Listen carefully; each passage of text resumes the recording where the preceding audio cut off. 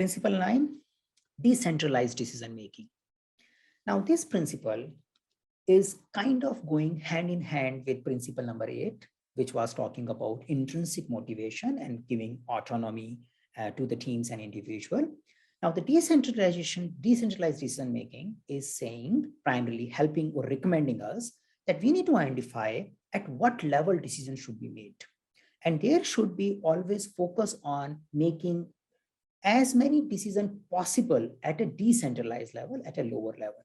But at the same time, we cannot go A over B or just say that we should do centralization or we should do decentralization. We should take an economic view. We should take a context sensitive view. So there are some set of decisions which need to be decentralized. So in the word decentralized, in the SAFe environment, we can relate to the team, the program group making those decisions. The centralization can be considered as the lean portfolio group or the senior management group taking decisions related to those particular areas. So there are decisions which can be taken at a decentralized level. There are decisions which can be taken at a centralized level.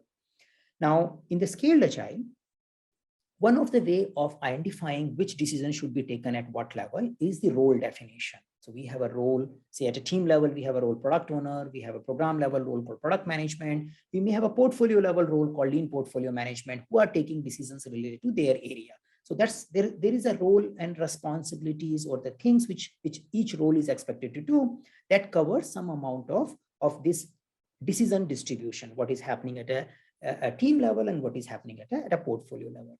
The another thing is team can do their own assessment that, okay, there are many things which we need to decide at what level we want to do over a period of time. And they can identify the decisions which requires local information, which needs to be taken fast, which are expected to be taken frequently. The better to keep them decentralized. You don't want to wait for an approval for thing which is expected to be get done within an hour. And if the consequences of not doing within an hour is high, then something should be done at a decentralized level only. Things which has large economic impact, you are committing some amount of money for that, and which may not happen that frequently, which may require strategic and long-term view, may be taken at a centralized level. So I give this example, one of my classroom example, bringing it here. Say, I visit to a coffee shop and it's like I'm a frequent visitor to a coffee shop and I get my coffee and I feel this coffee is not right. Yeah, there is something wrong with that particular coffee. And I report that issue. The person who is serving coffee to me can take a decision to replace my coffee then and there. He ideally should not be looking for calling his manager and presenting my case to him and then taking an approval for, can I give an additional coffee in such scenarios? If that all thing is happening, then first I will get dissatisfied because I may not have that much time to fight for my coffee. I might be just running short of time, and it will also disrupt the whole shop or a whole coffee area because there are other customers and other customers' experience is also going bad. So it is better to leave those kind of a decision. Should you replace it? Should you fix it? Should you do some other compensation at a person who is serving the coffee, or that amount of decentralization should be there.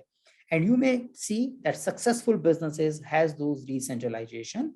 The successful coffee shop, the person who is serving you the coffee can take those decisions without even spending much time about it. So that's the decentralization. Now, assuming the same coffee shop, and I go to the guy and says, you have this coffee shop here, but I think you will make good business if you shift your coffee shop from this location to that location. Or if you open up another coffee shop in that location. Now, this is something this guy is not expected to think about. It's a centralized decision making. So maybe he can take your feedback and says that I will send it to my headquarters. It's a great idea. And there is a group who takes those kind of a decision, but I don't understand what you are talking about. I don't even know how much investment one has to do and what kind of a business case we look at in order to decide where should we open or where should we not open the shop. He may have some idea which he may also discuss with you, but may make a small report and send it to an appropriate authority. Centralized decision making, because you are not expected to open up a coffee shop every other hour. And it requires long-term commitment. It requires long-term understanding of a business case, and those kind of a decision should be taken at a centralized level. So in our IT space, should we fix this particular defect? Decentralized. Should we defer it for the next iteration? Decentralized. Ideally, you should not be. There will be a cost of something, but yeah, there could be a context which has to be seen. Should we work on that particular initiative, create that particular app? Centralized, yeah, because it has to be understood which persona, which customer segment we are targeting to. So we can see that feature level, story level decisions can happen at an agile team level. So story level decision may happen at a small agile team level. Feature level decision may happen at a program level because more people need to be involved. But where the ideas and epic level decisions are expected to happen at lean portfolio management level. So we need to use decentralization and centralization combination of it. As a leader, the more and more I decentralize, I go back to my principle 8, where I create self-organizing team. I motivate my individuals because they have a system view. I also remove myself as a bottleneck from this whole process because now the team can decide and they become faster and faster, and they have a better view about the problem solving. And they may make better decisions because in those areas, those decentralized areas, they are the one who are expert rather than they coming back to me and taking decisions from me.